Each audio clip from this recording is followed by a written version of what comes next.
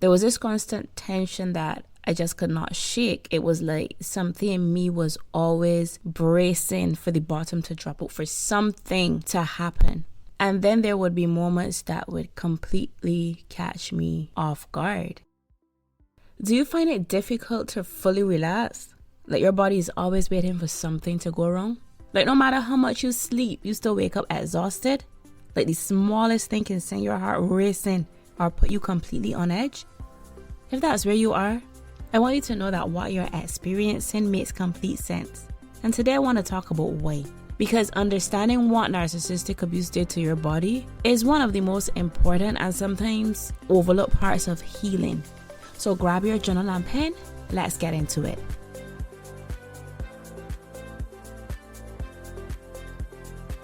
Do you want to heal from narcissistic abuse, but you struggle with self-doubt and second-guessing everything? If so, you're in the right place. I'm Takia, mom, coach, and your survivor friend. Here we mix faith, real talk, and practical tools to restore confidence and self-worth. So if you're ready to rebuild your confidence and finally feel at peace, take a deep breath. Exhale now. Let's heal for real. Before we get into today's episode, I want to share something with you.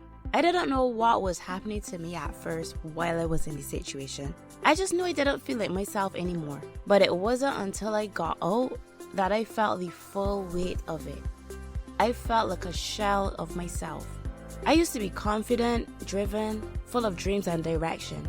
And now I was second guessing everything, overthinking simple decisions, constantly needing reassurance just to feel okay about what I chose. And underneath all of that were these constant questions. What is wrong with me? Will I ever feel like myself again? I wanted my confidence back so badly, so I tried really hard. I prayed, I declared scriptures and positive affirmations over myself. I would literally try to talk myself into feeling confident again. And sometimes it worked for a little while. But then something would happen. A conversation, a decision, a situation I had to face, and that sinking feeling would come right back. Questioning myself, doubting what I had just said, what I had just decided, feeling unsure all over again. And that's the part that really got to me, because it felt like I was doing everything I was supposed to do, but still ending up in the same cycle. Like nothing was actually changing. And if that's where you are, I want to invite you to something I'm hosting. It's a free live workshop called Restore Your Confidence After Narcissistic Abuse. And it's happening on Tuesday, May the 26th. It's specifically for women who are healing from narcissistic abuse and are tired of doing everything they know how to do, but still end up second guessing themselves. You can register now at www.growingthroughpains.com/workshop. That's www.growingthroughpains.com/workshop. And I'll also link it in the show notes below. Getting out of my situation and coming to an awareness of what happened to me, I thought that the hardest part was behind me. It was now safe to focus on my healing and, things would be getting better, or should be getting better. But then my body was doing some weird things that just didn't make sense to me. I struggled to relax. There was this constant tension that I just could not shake. It was like something in me was always bracing for the bottom to drop out, for something to happen. And then there would be moments that would completely catch me off guard.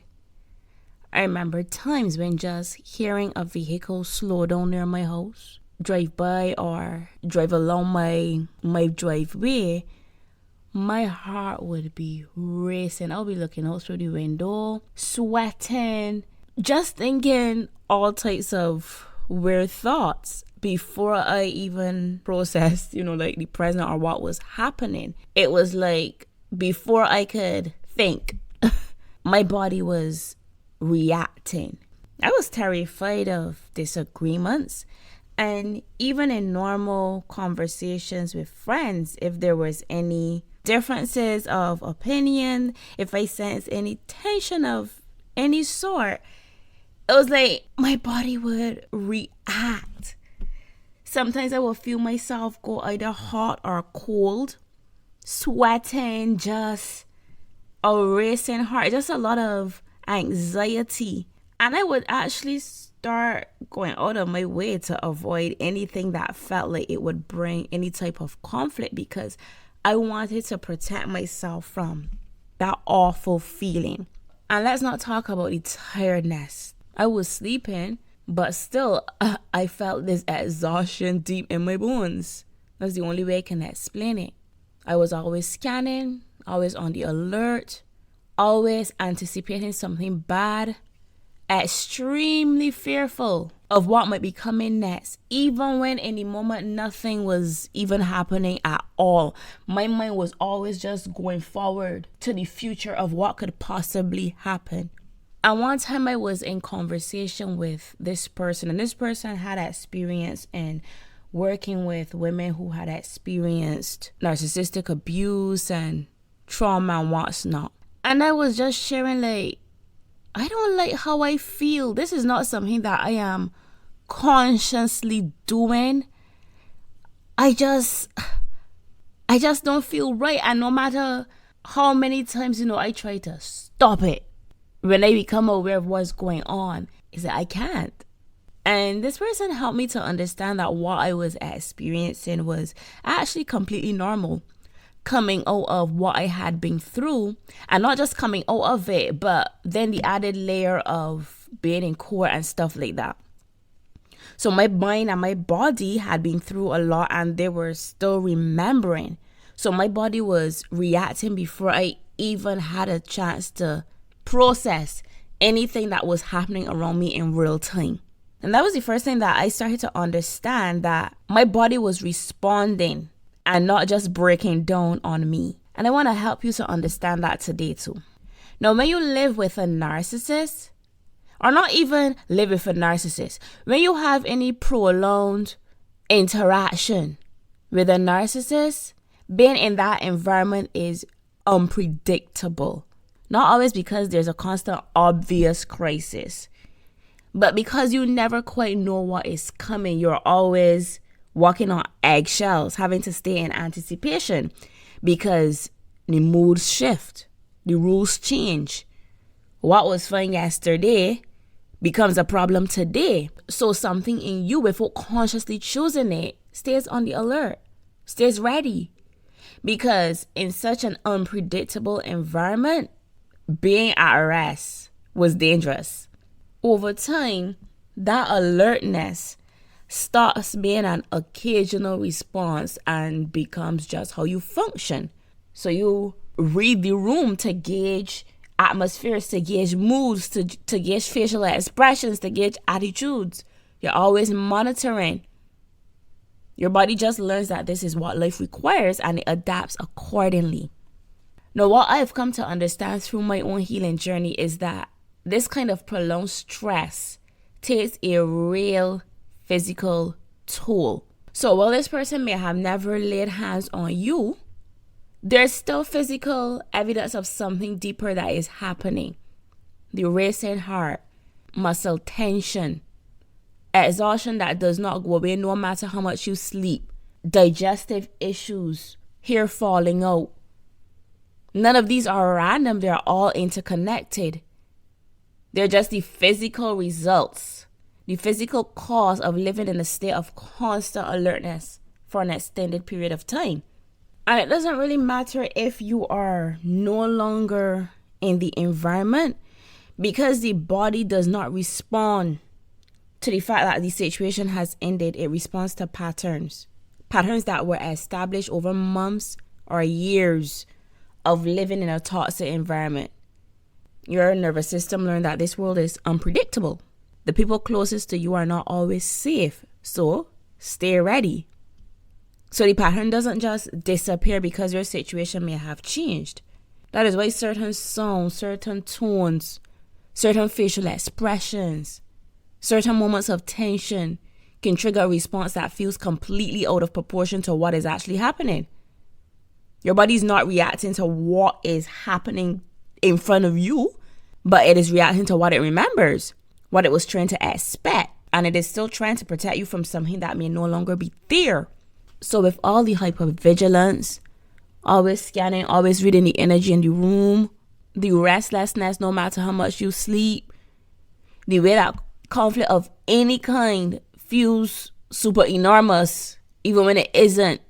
The moments where something minor sends you into a tailspin and you cannot understand why, none of that speaks to weakness in you. None of that is you being dramatic or over the top. It is just that your body, your nervous system has experienced something really traumatic and is still carrying the effects of it. Now, I hope that today brought you some clarity. And even more than clarity, I hope it has brought you a sense of compassion for yourself. You have lived through something that was designed to kill you. Let me just call a spade because that's really what it is. You have lived through that. You are still standing. I mean, you are here listening to me. Yes, things may not be perfect. Life may not be what you want it to be, but the mere fact that you are still here, you are committed to your healing, you're committed to getting answers because you want to be better, that says a lot. You adapted to survive something genuinely hard, and that deserves the same grace and patience that you would give to anybody going through a difficult time. You've been through a lot, and your body is still learning that it is safe to relax. And that learning takes time. But it all starts with understanding what is actually happening. And that's what today was about. Now, if you heard yourself in any part of this episode, I want you to know that I do see you. I know what it feels like to be doing everything right on the outside while your body is telling a completely different story. To be out of the situation and still not feel free. To be exhausted and on edge and not fully understand why. And there's more to your healing than what any one episode can cover. And so next Tuesday, 26th of May at 7 p.m. Eastern Time, I want to go deeper with you. I'm hosting my free live workshop, Restore Your Confidence After Narcissistic Abuse. So come and sit with me. It is free, and I believe it's going to bring you some more clarity on your healing journey.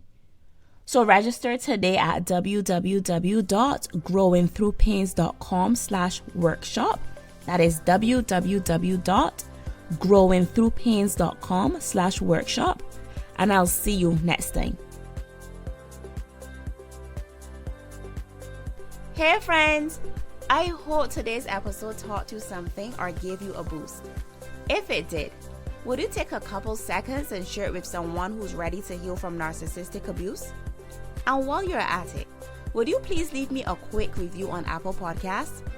It really thrills me to know that other women are being helped. Now go ahead, stretch or grab that snack. I'll see you in our next episode.